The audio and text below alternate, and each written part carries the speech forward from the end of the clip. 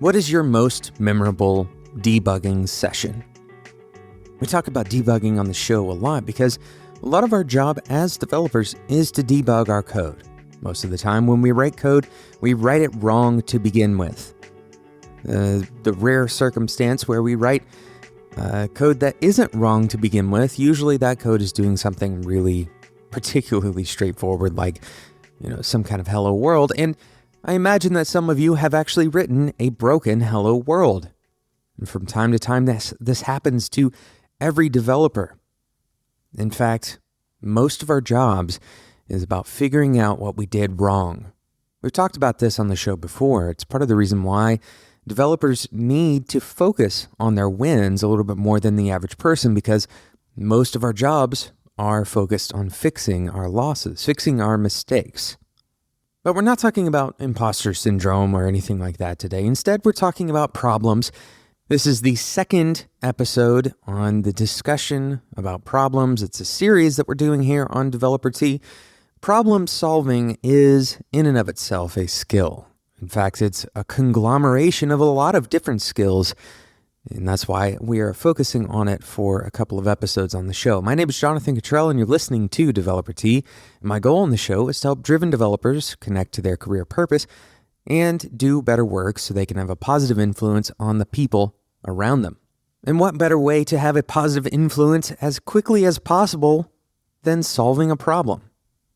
Now, the problems that we're talking about solving in today's episode, we're talking mostly about solving a problem in code. That's kind of the lens that we use, but really these techniques, they go well beyond problems just in code. They apply to interpersonal problems. They apply to systematic problems outside of the realm of software development. So I encourage you to carry this information forward outside of your daily practice as a software developer and into your life as just a human being, but also your professional life beyond the code. Now, I asked you about your most memorable debugging session because for most people, the story sounds a little bit like this. Well, I was asleep and somebody called me at 2 a.m. and the server had gone down. We're trying to figure out why the server had gone down, and so I wake up and I run to my computer, and it takes 5 hours of me debugging and trying to figure out, digging through these logs or looking through our last couple of commits, and nothing seems to be standing out to me. And then suddenly I notice a missing semicolon. And of course, my brain wasn't on the semicolon. The whole time I was looking for the more technical problem, the memory overflow errors or some major DDoS attack. I was looking at the big picture when really all that was happening was a simple syntax error. This happens all the time, doesn't it? These are the most memorable stories because perhaps the most unexpected thing occurs and has these major consequences. Now, while you're not going to be able to avoid every time that you have ever written a missing semicolon, you're not going to be able to avoid every single scenario like that. What you can do is structure your debugging sessions a little bit differently. In today's episode, we're going to be talking about 2 different framing techniques for you to debug better. We're going to do that right after we talk about today's sponsor, Bitrise. If you want mobile continuous integration and delivery for your team, go and check out Bitrise. Bitrise allows you to take all of the services that you already use and that you're probably using one at a time, manually triggering a build in one place and then sending a post request to a server somewhere else, and then uploading all of this code to, the Google App Store and writing all of your release notes, doing all of that manually. Bitrise allows you to create a single, simple, automated solution for all of those things to happen together. It's kind of like if this, then that, but much more powerful and specifically made for mobile app development. There's over 170 integrations that you can use. And we're not just talking about the big app integrations that most things have, like, for example, sending a Slack message. Of course, that's available in Bitrise, but you can also do much lower level things, like, for example, running a shell script. So the power of the platform can't be overstated because it's so flexible. And beyond being flexible, it's also easy to share your integration setup. You can share your configuration because all of these services, once you kind of strap them together, you can download that integration configuration as a bitrise.yaml file. So this is easily ported to everybody's local environment. Go and check out what Bitrise has to offer. Head over to spec.fm/Bitrise. Thank you again to Bitrise for sponsoring today's episode of Developer Tea. So we're talking about different ways of framing your debugging sessions, and more broadly, different ways to frame problems. And trying to understand the problem really is what we're talking about. There's a lot of ways to understand problems. It's not easily stated, and there's a lot of kind of famous quotes about this, that a well-described problem is halfway solved. That's been attributed to pretty much everybody under the sun. So what are some ways that we can debug better? How can we bring in some new perspective on how to frame a problem? I'm going to share 2 framing techniques that I have used successfully in the past and that other developers have certainly used as well. And again, these are framing techniques that will work outside of the realm of software development as well. So the first one is to rebuild your problem. Rebuild your problem. This sounds like it's going to take a lot of time, but I want to focus on a specific aspect of this that I think is really often missed. And that is to take the things that you think are contributing to your problem and rebuild them in a very straightforward way. I'll give you an example of this. Whenever I am facing a strange browser rendering bug, right? In the browser, I have something that I've created. I have some kind of HTML and some CSS, and for whatever reason, it's not showing up how I expect it to be showing up. Something is not working like I expect it to work. I take out the relevant kind of mini pieces, right? So I take out the relevant HTML and I copy the relevant CSS and I bring it over into a different platform, something like CodePen, for example, right? And I drop that HTML in, and I drop that CSS in, and I try to identify and eliminate as many variables as I can to see if the things that I think are contributing to the problem are actually contributing to the problem.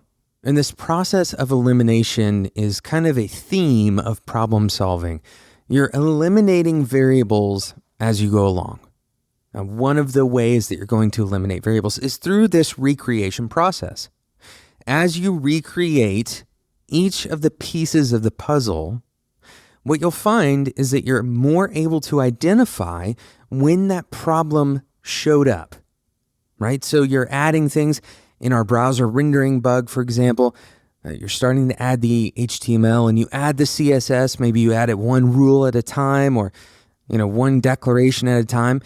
And as you're adding it, everything looks right until this particular line. This is a really effective problem-solving strategy, especially when you're doing something that is easily rendered. In other words, you're going to get some quick feedback, right? So you can easily see which particular thing that you did led you astray. Rebuild your problem.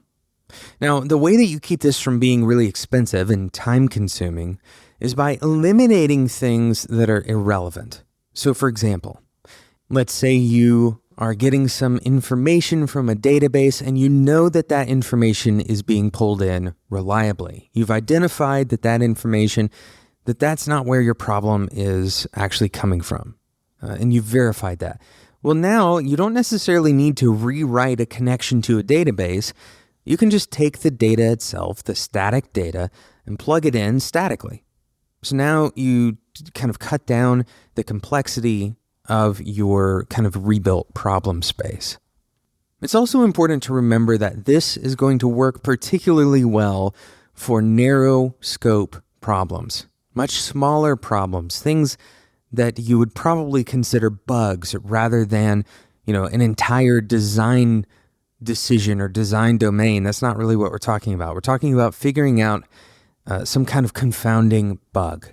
So that's the first reframing technique: rebuild your problem. Now, I want to add on to this because I still feel like this concept is a little bit difficult to grasp. Really what you're doing is you want to create kind of a miniature model of your problem.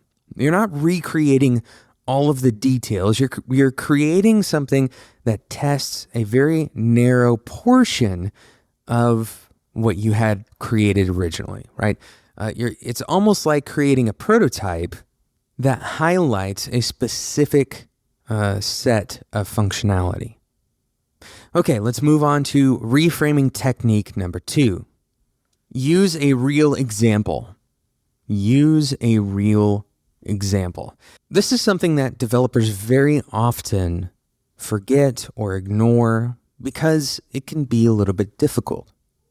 Using a real example often means taking real data, for example, user input, right? Or even user behavior, taking that real information and identifying how your program, how your software interacts with that information. And here's why this is so important, especially when we're talking about software that deals with some kind of input, some kind of interaction. Until you actually use real information, real input, you're not actually seeing, you're not testing the software thoroughly. I'll give you a very simple example. Let's say you're a front-end developer and you've created an interface. And the interface kind of gives some transitions between form elements. As you fill out one form element, it kind of fades out and a new form element comes in. And you're receiving bug reports that are saying, yeah, this form is very slow. And from your performance data, you can look at the performance data and everything is optimized and you can't quite connect the dots between what these people are saying. The form is very slow and actually the data says it's not very slow. In this case, what these reports are likely referring to is how long these animations are taking. In other words, it's taking such a long time between filling out one field and the next field that by the time I get to field number 10, I've spent so much longer on this form than I really wanted to spend. Now, taken in a single snapshot view, one of those form inputs might have felt quite nice. It might have felt like it was designed well.